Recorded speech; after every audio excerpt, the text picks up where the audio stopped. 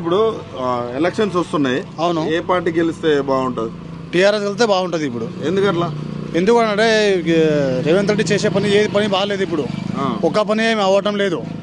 మా గల్లీకి రోడ్డు సంవత్సరం అయింది.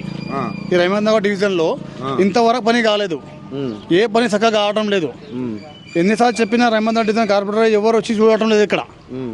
మరి మేము అన్ని ఇస్తున్నామో ఫ్రీ కరెంటు, గ్యాస్ 500కే ఇస్తున్నాం అని అంటున్నారు. గ్యాస్ ఇట్లా 500కు అస్సలు మాత్రం రావటం లేదు.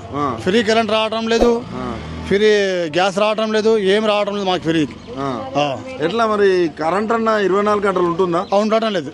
అంత ముందు ఎట్లా ఉంటుండే? బాగుంటుండే మొత్తం అట్లా. ఇప్పుడు అస్సలు బాగాలేదు మొత్తం. మరి మార్పు అంటుండే, మళ్ళీ మార్పు తీసుకొస్తా అంటుండే. ఏమన్నా ఈ 2 సంవత్సరాలలో మీకు ఏమన్నా ఏ మార్పు రాలేదు? అస్సలు ఏం మార్పు రాలేదు. ముందే బాగుండే, ఇప్పుడైతే మార్పు ఏం లేదు. ఇప్పుడు చేసే పనులు అసలు ఏం బాగాలేదు ఇప్పుడైతే. ఏ కాంగ్రెస్ వాళ్ళు వస్తే ఏం అడుగుతారు మీరు? జూబ్లీ ప్రజలు వస్తే ఇక్కడికి మీకు ఓట్లు అడగడానికి వచ్చిర్రు అనుకో, కాంగ్రెస్ వాళ్ళు ఏం అడుగుతారు? మీరు ఏం అడుగుతాం? ఏం పనులు చేయలేదు, మీరు ఎందుకు వచ్చారో ఓటు అడగడానికి చెప్తాం.